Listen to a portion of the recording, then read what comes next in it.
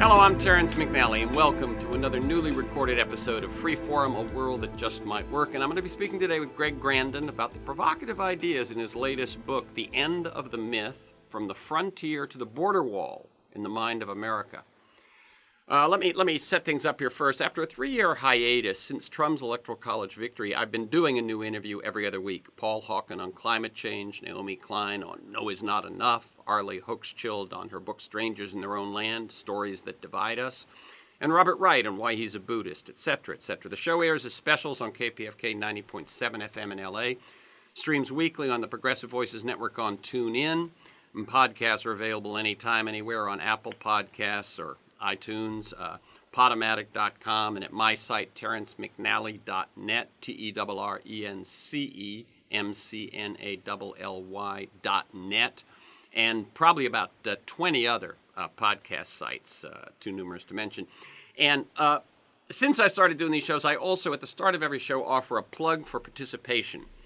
There are a number of organizations that arose or got active in resistance to the actions of the Trump administration, and now, over 2 years are now shifting sort of forward and so on. But here's some people, if you want to get more involved. Indivisible, one word, indivisible.us.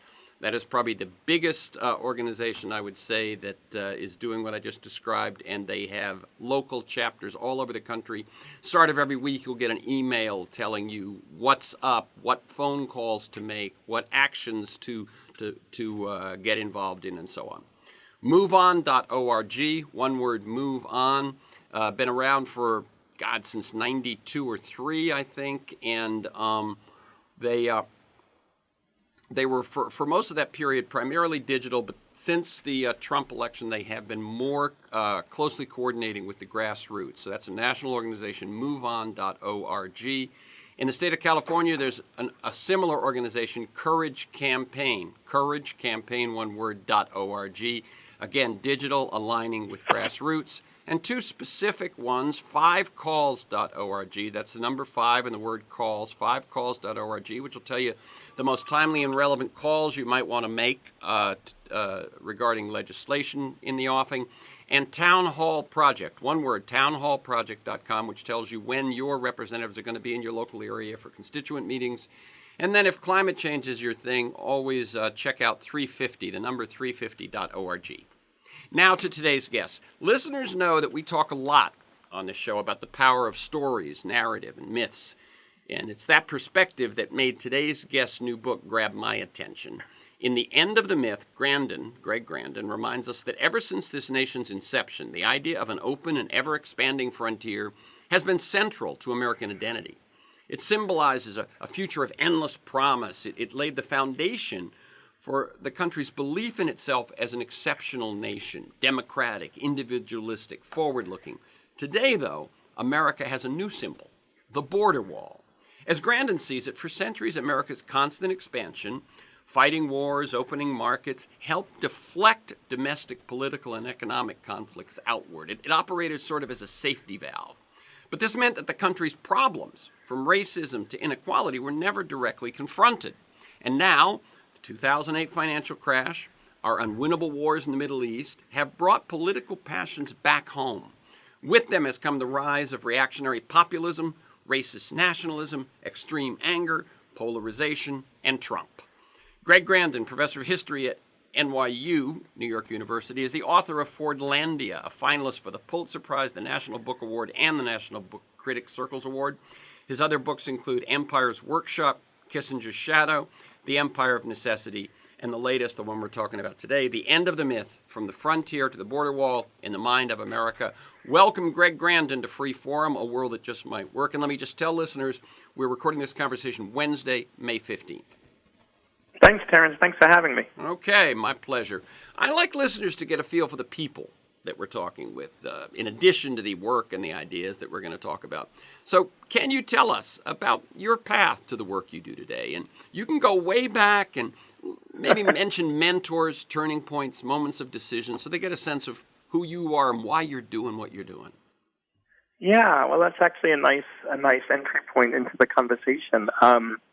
I was born and raised in Brooklyn born in 1962, and I went to Brooklyn College a little bit late in life. I was the first person in my family to go to college, and then it was around the time of the end of the Cold War. There was a lot of debate among the faculty, among the progressive faculty, of whether Gorbachev was going to save socialism, and it was an interesting moment. But also, I became increasingly focused on Central America and U.S. policy in the 1980s, and I became involved politically, but then increasingly interested in scholarship and history, Guatemala and Nicaragua, and I did my dissertation on Guatemala at Yale University, and I've been teaching since I guess 1999. I was at Duke for a while, and then I came to NYU in 2001, and I was always interested in looking at Latin America, but then increasingly, but also through a kind of wider lens, thinking about U.S. role in the world. And many of my most recent books have focused on thinking about the United States in a larger context. And that's how I come to this topic in many ways, thinking about what's specific about American exceptionalism. And my vantage point from starting out looking at Latin America, being a historian of Latin America, has given me a certain kind of points of comparison, and one of the main points of comparison, and this leads to some of the more focused arguments of the book, is one of the structs of American exceptionalism. I mean, American exceptionalism means many things to different people. Yeah. But one of the things is an intense focus on individual rights, almost a fetish of individualism, and I contrast that with the social rights tradition in Latin America, with the widespread and these are by individual rights I mean all of those rights that are in the Bill of Rights, which tend to be understood as being conditioned predicated on restraint of the state. Things that Congress shall make no law. People have the right to have, to possess, to believe, to assemble. All of those things are predicated on a constraint of the state. But in Latin America, those rights exist also as valued as an ideal, if not always in practice. But they also deeply committed to the idea of social rights, in which a state acts to redistribute wealth in the form of education and healthcare, and that's the fundamental tension and point of comparison that I think I bring to study of the United States. Mm-hmm. So in other words, the U.S. was not looking as much to use the state to help people, as it were, and I think what the book says, it could get away with that because this endless expansion meant that your opportunity would come, right? That's exactly. Yeah. Exactly. That fetish, that refusal to socialize liberalism. Forget social democracy. Forget socialism. I mean, other modern nations, republics, have they have liberalism socialized. They came to moderate the intense focus on the individual. That's not the case in the United States. I think this is one of the main central motives of the right that spills out beyond the right, but certainly a hardcore focus and obsession with the individual is unique to the United States. And that obsession and focus could be powerful. It could create wealth. It could create prosperity. It could create power, as it did in the United States. And it could be moderated to a degree, but only as long as the United States could keep expanding outward, across the landed frontier, then through markets, then through militarism. But it's predicated absolutely on the possibility of expansion, of the promise of limitless growth. And as soon as that promise ended, as you nicely summarized the argument of my book at the beginning,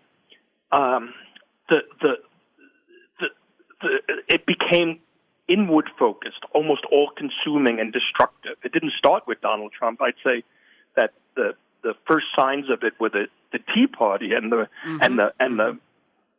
profound racism that just exploded in the United States after Barack Obama's election. I think part of that was explained by the end of the frontier, the collapse of the ability of the United States to point outward, to deflect outward. Mm-hmm. And my reading of it is not so much that every American thought, oh, good, as long as we can open a new market somewhere, I'm okay, or as long as we have 700 military bases, I'm okay. I think for most Americans, it was less tangible than it was mythical, that it was expansion, exceptionalism, opportunity, freedom, kind of. Yeah. Right? Yeah, I think that's right. I think that, whenever you're making an argument, this kind of large-scale political culture argument, it's always hard to, bring it down to the individual and say, well, how does this, I'm some working-class guy in Milwaukee. What do you mean, the myth of the frontier? I don't really care about the frontier. It's hard to kind of translate it into those terms. But yes, I think the way it worked is that that politics, the United States is unique in its ability that it used foreign policy to organize its domestic politics, to create, whether it be a kind of messianic militarism that we saw with the first Iraq War, whether it be the promise of globalization, economic globalization, but social demands were met with the promise of limitlessness, and that's what we've lost. That's what is qualitatively different about the moment that we live in. And let me just say one more thing quickly, and we can go into it in detail later on. Is that how it played out is that there is no progressive movement in the United States, going back to the expansion of suffrage for white men, illiterate and unpropertied white men, that wasn't dependent on expansion. Jacksonian democracy was dependent on Indian removal. The end of slavery was dependent on the pacification of the West. The progressive movement was dependent on opening up foreign markets through the War of 1898. Women's suffrage, reformist labor, trade unionism was dependent on World War I. Even the New Deal was dependent on opening up foreign markets. The civil rights movement was predicated on fighting the Cold War. So on a very real level, everything that we think of as progress and liberal progress, what progressives like, has basically rode on the back of national power outward. And that's what's no longer possible. Okay, that piece there, I don't think I'd quite fully taken in before. What I want to do, I'm going to ask you one question about as a scholar but an author, I'm always curious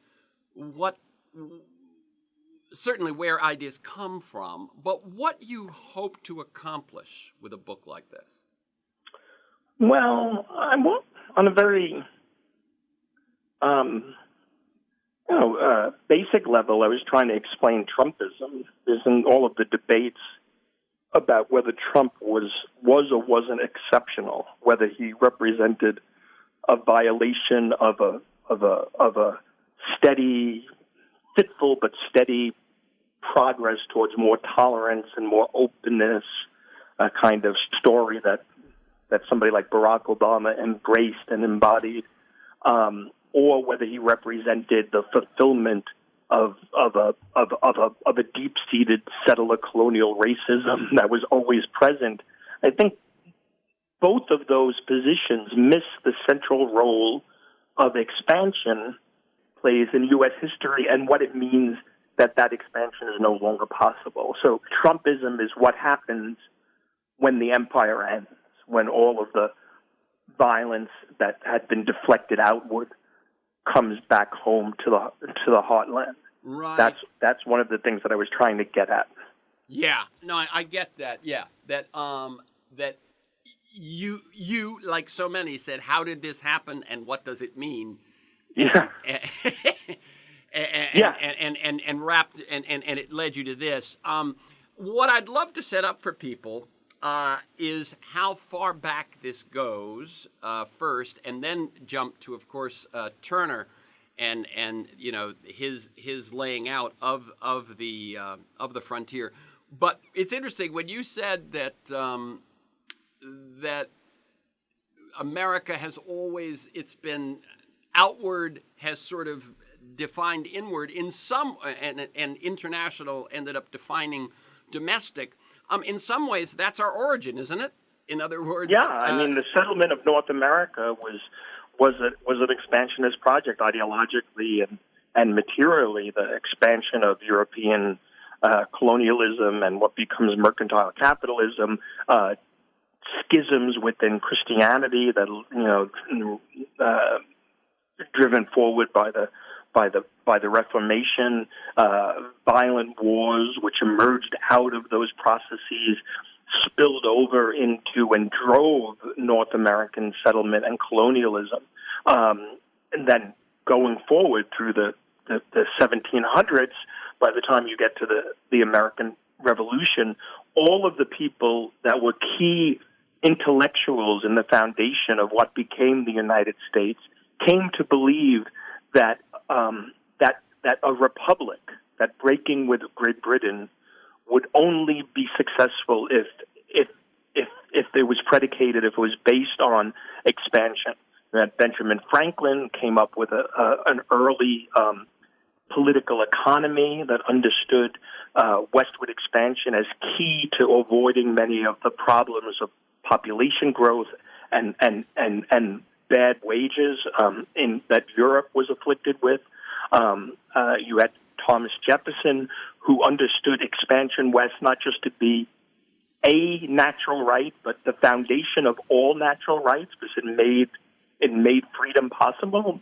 When free men were threatened with some form of enthrallment, some kind of a feudalism, they could just pick up stakes and move west, just like the Saxons did from Germany to the British Isles, and from the British Isles to North America, and Jefferson imagined that process continuing west.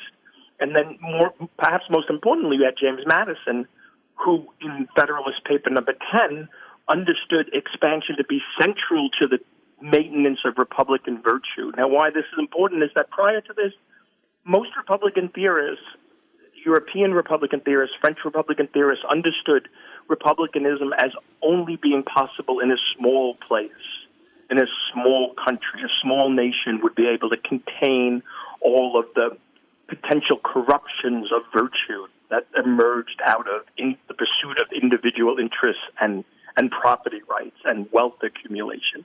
Madison turned that on its head and said, no, all of those things that you're identifying as corruptions is actually the source of virtue. Private property, individual pursuit, the pursuit of happiness, the pursuit of ambition. And the way that you reconcile that with republicanism is, in his words, you extend the sphere. And by extending the sphere, you dilute extremism, you dilute faction, you dilute the tendency of what later would be called class conflict. And so even at the beginning, intellectually, the United States was founded on the idea of expansion, and philosophically. And then, of course, there was the actual process of expansion, from the 7-Year War, through the American Revolution, through Indian removal, through the Louisiana Purchase, through the Mexican-American War, all the way to the Pacific. The U.S. just moved forward in the 19th century across the continent like a whirligig. Yes, but I mean, something else that was brand new to me in your book is that the causes of the revolution, the causes of the Declaration of Independence, were tied to this. I think most folks get some foggy notion of no taxation without representation, throw the tea overboard in Boston Harbor, etc. And you point out that the Royal Proclamation of 1763, something of which I'd never heard, sought to bound the frontier, and it said to the colonists, you're fine where you are, but you can't go into Indian lands, and that was one of the primary reasons of the revolution. Yeah, Protestant Great Britain won the 7-Year War, which was a world war against Catholic France, and part of the settlement, because in North America it beat the French with significant indigenous participation, and the British Crown issued the proclamation, the Royal Proclamation of 1763, which sought to prohibit settlement west of the crest of the Alleghenies. They wanted to pen in white settlement east of the Alleghenies. Now, the British Crown wasn't disinterested. It didn't want to lose out on the fur trade to white settlers, but it was a very powerful statement, and it was an affront to both poorer settlers, squatters who were already moving very quickly into indigenous land west of the Alleghenies, but also large-scale speculators. A lot of the, George Washington, yes. Patrick Henry, many of the founding fathers grew rich speculating on land west of the Alleghenies. Yeah, well, and again, whether it be squire or squatter, they weren't going to be kept east of the Alleghenies. They were going west. Yeah, exactly. Most of us think again of those founding fathers as either mercantile merchants in New England or farmers, but in fact, this real estate speculation is deep in American bones. Yeah, George Washington, shored up his family. He was a decline. He was a disinherited son of a British colonialist that used speculation west of the Alleghenies to kind of reestablish his position. He did well in the 7-Year War. Wow. Okay, so let's go up to Turner. So people, you got that it's in our nature from the very start, and of course the fact that most people, most settlers, it was expansion in their own lives that led them there. They're in one country, they get on a boat, and now they've expanded their horizon. So I think it's in our cultural DNA at that way as well. But let me go to Frederick Jackson Turner.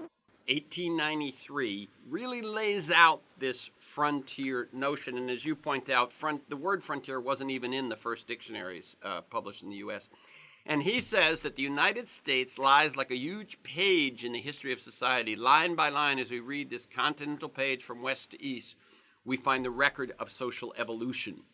And he argued that the expansion of settlement across a frontier of free land created a uniquely American form of political equality, a vibrant, forward-looking individualism. What I'm curious about is how much did his essay, The Significance of the Frontier in American History, actually make people go, oh, that's what we're about, or was it in there and he just codified it? Well, I think it was in there. I think it was the zeitgeist. I mean, what happens, just to back up from Turner a bit, as you just said, he's 1893. He gives this essay, The Significance of the Frontier in American History, at the Chicago World Fair. That becomes a classic seminal essay. It is both an idea and an argument, and it's turned into ideology. But what makes that possible really is if we go back about half a century to the Mexican-American War. Up until the Mexican-American War in 1846-48, the border and the frontier are kind of the same thing in the United States. They're both moving west, Indian removal, the Mississippi River, up to the Red River and the Sabine River. What happens with the Mexican-American War is that they disassociate. The United States takes a third of Mexico with the Treaty of Guadalupe Hidalgo and brings itself to the Pacific. And it has the southern border. That's the establishment of what is now more or less the border with Mexico. But that war allows the idea of the frontier to kind of float free as an abstraction. The frontier, as you mentioned, the word frontier basically just meant border up until that point, or military front. And its cognates in other languages, frontera in Spanish, pretty much mean that today. But in the United States, after it separates from the actual border itself, it becomes more of a concept that signals existential creation, a kind of more civilizational zone, the line separating civilization from savagery. And that's what makes Turner possible. And Turner he does codify what's out there in the zeitgeist in some ways. Woodrow Wilson, who was a colleague of Turner at Hopkins, also wrote an essay in 1893 on the frontier. Theodore Roosevelt wrote books on the frontier. So it was out there, but Turner's genius was twofold. It was based on two parts. One is, prior to Turner, other Boston Brahmin historians and scholars tended to think that everything good about the United States was exported from Europe. That basically it came over from Great Britain. Turner said no. Everything good about the United States was created on the frontier. It's mild individualism. It's innovation. It's curiosity. It's vitality. The second thing that Turner does that is absolutely indispensable is that he deracinates. He takes all of the bloody and violent interpretations of Western expansion. If you read Theodore Roosevelt celebrates violent war against Native Americans as the foundation of Western civilization. He celebrates it. He thinks it's absolutely indispensable. There's none of that in Turner. He begins to universalize it. He talks about war, but it's really commerce and transportation and communication and law and public policy that are the great that makes the frontier possible. It's the innovativeness and the stick-with-itness of the pioneers, but he doesn't celebrate them as Saxon warriors as Roosevelt does. Right. And that's absolutely key because the United States is about to leap out into the world. A couple of years later, the U.S. launches a war against Spain, takes the Philippines, takes Puerto Rico, turns Cuba into a neo-colonial possession, and the United States can't administer the world as if it was Oklahoma writ large, as if it was Louisiana Purchase writ large. Right. The racism that was involved in Anglo-Saxon dominance of the Mexican secession or Louisiana Purchase or Indian removal can't justify what the United States is becoming. So Turner is absolutely indispensable to whitewashing, if you want to agree, whatever word you want to call it, Anglo-Saxon supremacy and universalizing it. So even if you acknowledge that Western expansion was predicated on ethnic cleansing and murder and rape and dispossession, you could credibly argue that the United States, as it moved forward in the world, would leave that behind, that the particularism of Anglo-Saxon expansion would become liberal universalism. And that's absolutely key to what becomes American exceptionalism. America sets of itself as a universal nation. Right, and then in World War I, World War II, and especially post-World War II, the United States gets to sort of say, when it's setting up Bretton Woods and it's helping set up the United Nations, all those things which Trump doesn't like, it's actually,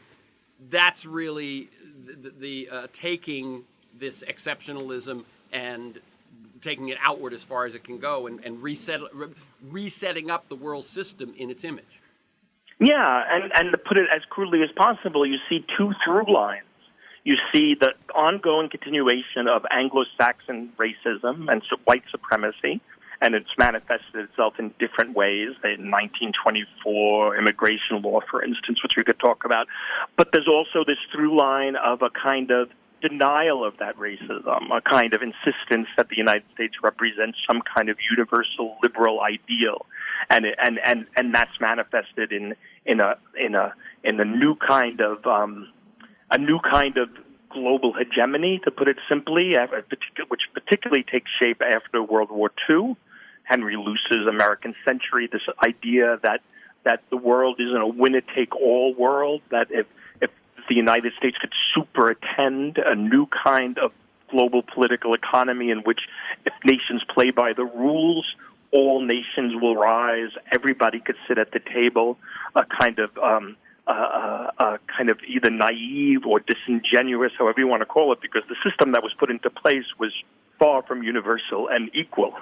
but at least it was premised on a formal universalism, a formal equality.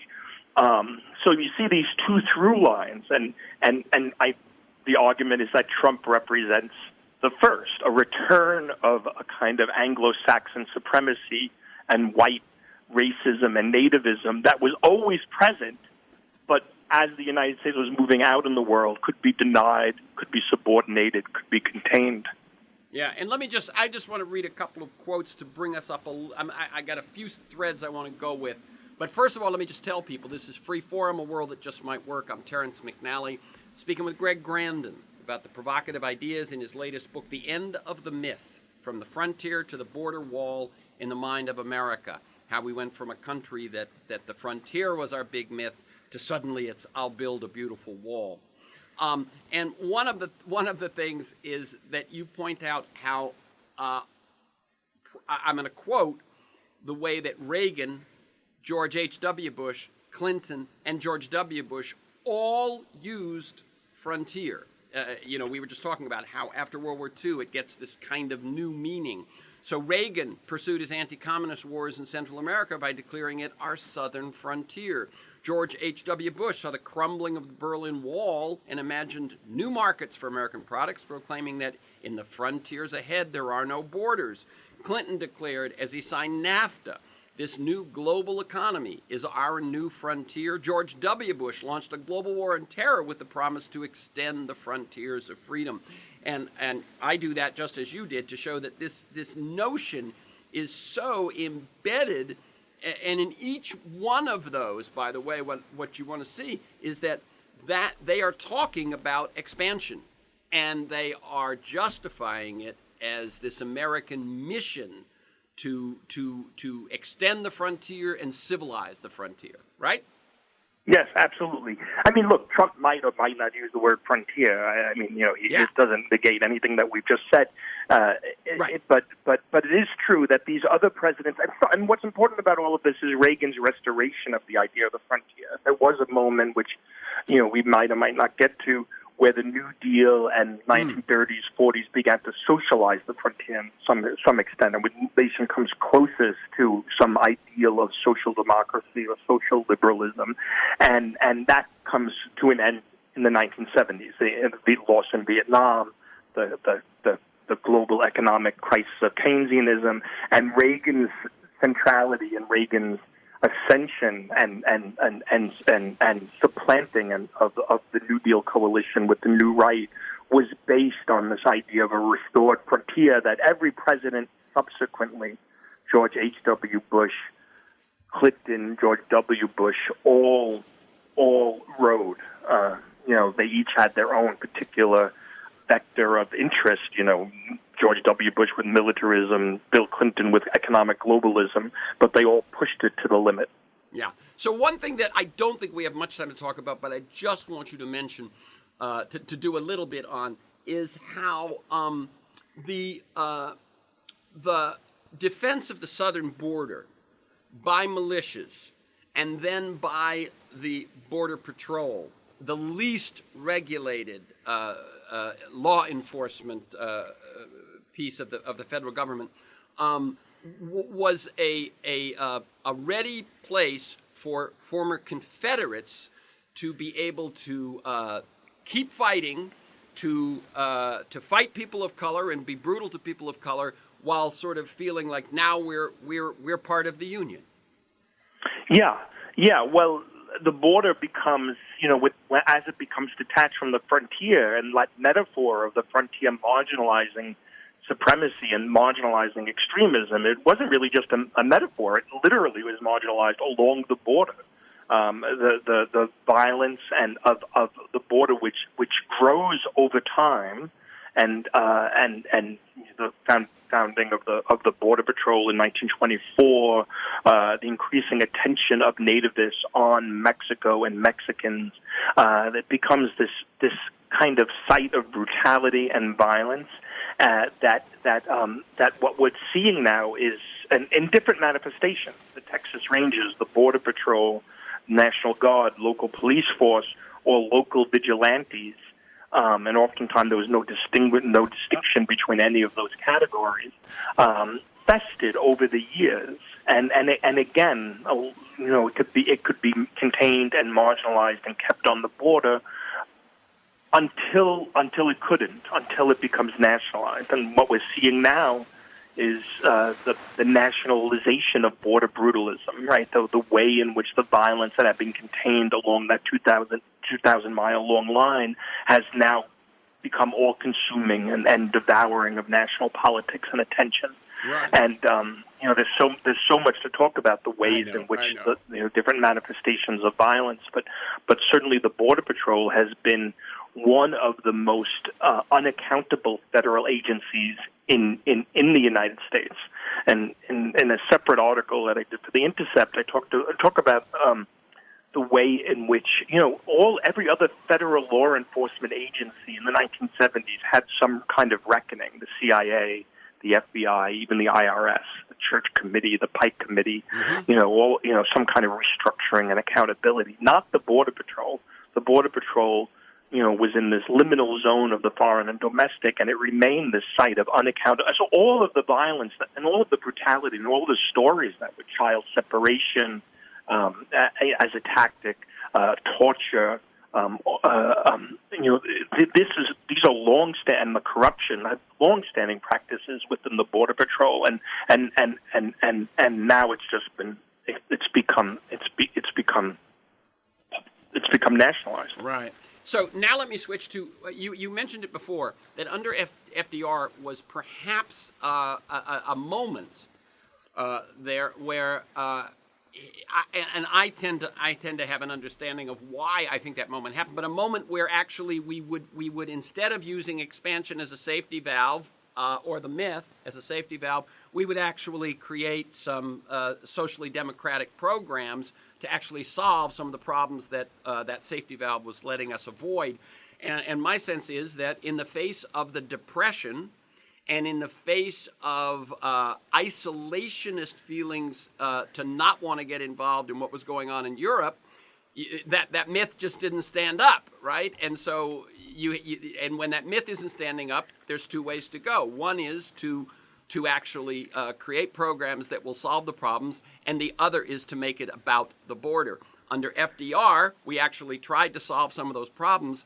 Under Trump, now with the crash of 2008 and the unwinnable wars in Iraq and Afghanistan and elsewhere, that same realization that this expansion thing isn't really working leads instead to the fencing off and the fetishization of the border. Yeah, and what's interesting, there's some different moments throughout U.S. history in which revanchism and the extremism and violence of foreign war flows back into the United States. But what's interesting about the current moment is that the rise of the nativist movement took place simultaneously with the U.S.'s war on terror, and the moment of the emergence of the new militia movement, the Minutemen Project in 2005 is almost pegged exactly to the moment that the Abu Ghraib scandal exposed the bankruptcy, the moral bankruptcy, the tactical bankruptcy of the neocons' war in Iraq, and that kind of nativism that was represented by the Minutemen Project gained increasing influence and basically took over the Republican Party, and that's where we are today. And one bit of thought, again, I want you to touch on and bring out briefly, is the way that Martin Luther King Jr., especially in the years just preceding his death, began to challenge the myth of the frontier and of American exceptionalism. Yeah, Martin Luther King Jr. was what I like to call a social frontier thesis. theorists. So, where where he, the thing about the frontier theory is that it contains within itself the terms of its own critique.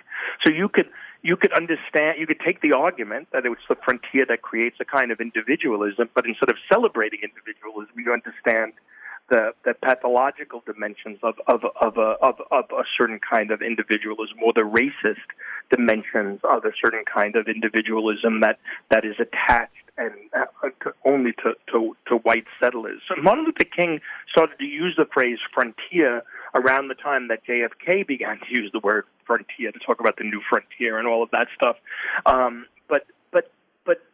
But King turned the theory on its head. He talked about the way in which basically the Homestead Act and the massive distribution of Western land, which of course was only possible because of dispossession from indigenous communities and peoples, undergird what he called the white peasantry.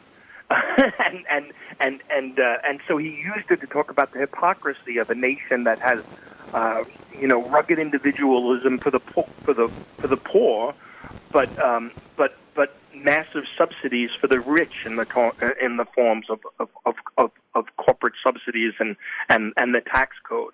King also talked about the ways in which the myth of the frontier bred a kind of what we would call toxic masculinity today. Pathological, racist, prone to violence, and this, I think, is one of the things that often get lost when we discuss King's nonviolence and philosophy of nonviolence. It wasn't so much an ethical position, which of course it was, or some absolutist Kantian position. King understood it in tactical terms. He understood that the kind of that the United States was such a violent country, and with its roots in this kind of mythic history of the frontier and the violence of the West, that nonviolence was actually a higher form of self-control, right? Because if it's a foundation of white identity, that only white people have self-control and therefore are worthy of sovereignty, the ability to respond without violence, to control and not respond and react to provocation was evidence of a greater form of self-control, and what King had hoped would be the foundation of what he called the beloved community, as a counter, as an exact counter to the violence of the frontier, to the mythology of the frontier, to what Richard Slotkin called this cult of violence, that regenerates itself constantly through racism and through war against people of color. Okay, so as you say, King sought to orient the consciousness of the country away from the violent frontier towards a social frontier that could combat, quote, a wilderness of segregation, right? That there would always be challenges that needed to be overcome, and that perhaps that American urge, that American impulse of overcoming challenges could be transferred from expansionist wars and the violence that entails to defeating things like segregation, tapping that same American impulse but without the violence. Yeah, and of course his prophecy was fulfilled with Vietnam. I mean, he started talking about the frontier right. well before Vietnam came on the horizon, and the United States launched itself into that new frontier of catastrophe with, it was quite impressive with the velocity in which the U.S. destroyed itself in Southeast Asia, and felt like it couldn't escape the frontier becomes this myth of eternal return. And there's a historian in the 1970s said it seemed like cowboys and Indians were the only game that the United States knew how to play. Mm-hmm, mm-hmm. Okay, so I want to build on what I think King was looking toward, and I think actually when Kennedy talks about space as a frontier, And I don't think at that point he was necessarily talking about, the Space Force that Trump is talking about, but as just the blossoming of science and ingenuity, and then talks about a new frontier, which was, I think, again, it wasn't about Vietnam or expansion. It was something more benign than that. Now, it seems to me that one of the things that Trump has right is that we do live in a world of limits. And as you point out, the three things which sort of made this limitless vision, have trouble was, as I said before, the crash of 2008, the wars in the Middle East, and climate change. Now, all of these say, wait a minute. Things are not limitless. Reagan, I know, had said some. I forget the quote. Oh yeah, Reagan said nothing is impossible. There are no limits to growth, which is particularly a strong statement when countered to Carter's the speeches towards the end of his presidency that got him in trouble, in which he said, "Wait a minute, this endless." Growth is not giving us meaning. It's not satisfying our spiritual needs. And America had none of that and went right for Reagan. And we've kind of been on that march ever since. Trump recognizes the limits, which are recognized by environmentalists, which are recognized by anyone who cares about climate change. But what he does with that recognition is so negative. My question is, and I'm going to set it up. I recently interviewed Arlie Hochschild, who wrote "Strangers in Their Own Land." And for those who don't know, I assume you're familiar with this, but she spent 5 years. She's a sociologist from Berkeley. She spent 5 years researching and spending a lot of time in southern Louisiana, one of the most polluted areas, whether with chemicals or petrochemicals, the erosion of the land. It's an area that has been completely ruptured and spoiled by corporations, and yet what she found was that the folks down there do not hold it against the corporations, they hold it against the government, and her question was why. She comes up with a story that they're telling themselves, etc. But when I interviewed her, I said, soon after the 2016 election, I saw this quote, and it really struck me. And it's a quote from Antoine Saint-Exupéry, in which he says, "If you want to build a ship, don't drum up the men to gather wood, divide the work, and give orders. Instead, teach them to yearn for the vast and endless sea." Right? And I like that quote. I went, oh, yeah, how do we do that in 2017, 2018, 2019? How do we create a vision of the future that is as promising as the vision of the past that Trump's people and others want to return to? How do we take that emotion and turn it into a yearning for something better rather than a yearning for protection from the future? And so this is when I first saw your book, I went, it was kind of threw my ideas, in turmoil, because I'm thinking, and specifically when I asked Hochschild, what story do you think that might be? What narrative do you think that might be? She said, well, I think it's about the frontier. It's about the frontier of taking on the challenge of climate change, of taking on the challenge of automation and what it's going to do to work. It's taking on those challenges, and if we tap that great American spirit, this should be, So, what do you say to all that? Well, there's a lot to say. One, I would say the frontier is a metaphor, and it could be deployed in widely different ways, and we shouldn't read too much in just the use of the word frontier. I mean, the New Dealers, the people who socialized American democracy, more than during any other period, they use the word frontier repeatedly. Henry Wallace said to tame the social frontier, to conquer the social wilderness. What they meant by that, they meant that there were new realms they meant actually recognizing interdependency and obligation and mutual responsibility and mutual dependence.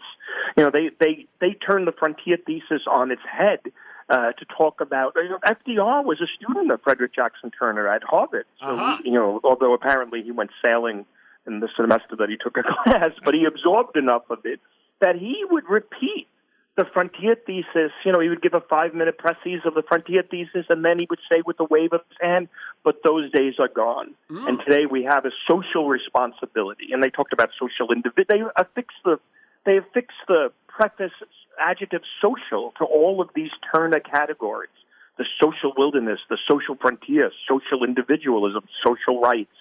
And so there's ways in which that, you know, the word frontier obviously could be used for that. But to get back to Trump, so yes, the point of the book, there's two ways to respond to the idea that there are limits, that there is that we live in a world in which we could understand those limits in racialized terms, or we could understand those limits in humane terms, that we are social beings, that the smallest common denominator, human denominator, isn't one but two. There is no such thing as a human being unless there is another human being. That we are mutually interdependent, and that we should have policies that reflect that. So Trumpism, you know, there's a temptation to think of Trumpism as a more disenchanted but honest way of thinking about the world. Sometimes it's called race realism, with the emphasis on realism, actually, that, you know, that it's a recognition that there are limits, that things that, you know, that not everybody can sit at the table, not all boats will rise up, that the old internationalist order has ended, and we have to live in a world of dominance and domination, and that's what the wall symbolizes. But Trumpism is its own form of enchantment, its own illusion, because it says that basically if we put up that wall, we could continue on as we're going. We could burn as much coal as we want. We could burn as much energy as we want. And it's a restoration of the idea of freedom as freedom from restraint, which is as idealist and illusionary as anything that came before it. And it's its own form of enchantment. And it turns cruelty into this cultural kind of assertion. You know, that idea of freedom as freedom from restraint becomes manifest in these expressions of extreme cruelty. Who's going to tell us that we can't burn coal? Who's going to tell us that we can't put kids in concentration camps? Who's going to tell us that we can't separate? We are our own. We are a nation state, and we could do what we want. So it's its own form of illusion, that if we put up the wall, we could continue on as before. And obviously, that's not true. Right. And by the way, one thing I just want to mention, but this is the through line I want to use to the end of the hour. But I do want to mention that you point out that the wall itself is a myth, that it's not about building a 2,000-mile wall. It's about talking about those who don't want us to build a wall. Its use is as a political myth to keep the base excited, rather than actually a construction project. It embodies this kind of nativism. It captures it. It symbolizes it. But you know what else it does? It also is useful, politically useful, because it points out the hypocrisy of the old order. Because the old order, the globalizers, as Trump would say, they freed capital, they freed commodities, but NAFTA, which is the supreme, crown jewel in the previous global order's crown, was founded on the idea of immobilizing labor.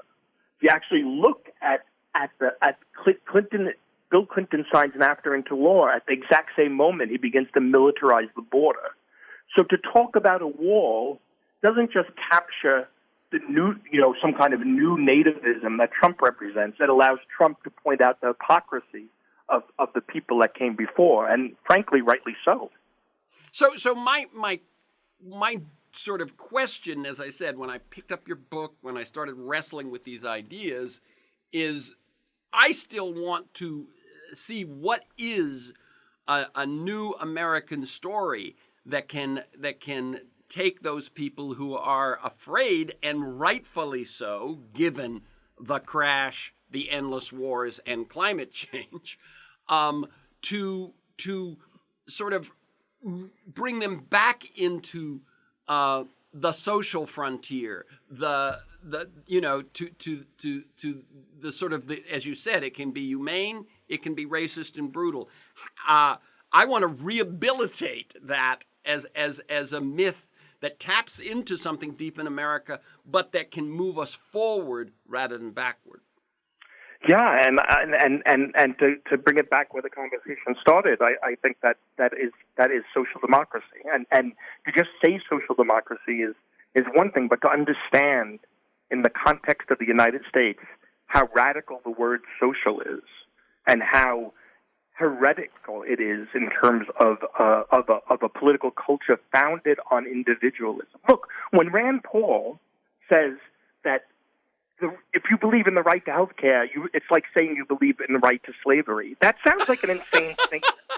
Yes, it does. But it's logical within the culture of the United States, because health care entails the state actively acting to create virtue rather than restraining itself to allow virtue to sprout from individuals' pursuit of self-interest and property. Mm-hmm. So there's a profound logic to what seems to the surface insanity of the racist right that is founded on an untenable individualism, a cult of individualism that's impossible to disassociate from white supremacy and racism.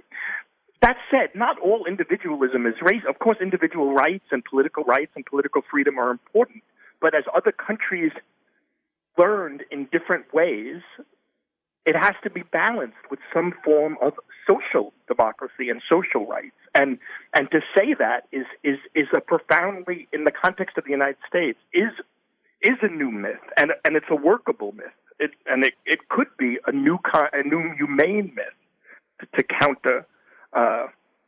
Myths aren't bad things. They organize the way we think about the world. Yeah.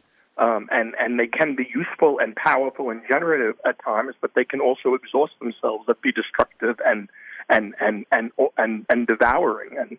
And the United States' myth of limitlessness has become that. Okay, we're going to wrap it up here. I'm going to read the last lines of the book, which I see now are right where we ended the conversation. Coming generations will face a stark choice, a choice long deferred by the emotive power of frontier universalism, but set forth in vivid relief by recent events, the choice between barbarism and socialism, or at least social democracy. Those are the last lines of the book. The book is The End of the Myth, From the Frontier to the Border Wall in the Mind of America, and the website is greggrandin.com, GREGGRANDIN.com. For this conversation and many other interviews, articles, and to join me in pursuit of a world that just might work, go to terrencemcnally.net or aworldthatjustmightwork.com. They're the same website. You can find their podcasts that go back many years. If you want to get a weekly email announcement telling you who's going to be on, what we're going to talk about, plus 8 or 10 articles that I choose to flesh out the conversation, sign up at my site or email me at temcnally@mac.com. You can also subscribe and listen to the Freeform podcast on iTunes or Apple Podcasts. You can find, as I said, years of podcasts at my site. Jeremy Scahill, Michael Lewis, Naomi Klein, Robert Reich, Van Jones, Connie Rice, Greg Boyle. You can follow me on Twitter at McNally Terrence. Thanks to Mark Maxwell in production, George Vasilopoulos of Progressive Voices, and most of all you, my listeners. Please share this podcast widely. Thank you, Greg Grandin. Keep up the good work. Thanks so much, Terrence. Thanks for having me. It was a great conversation.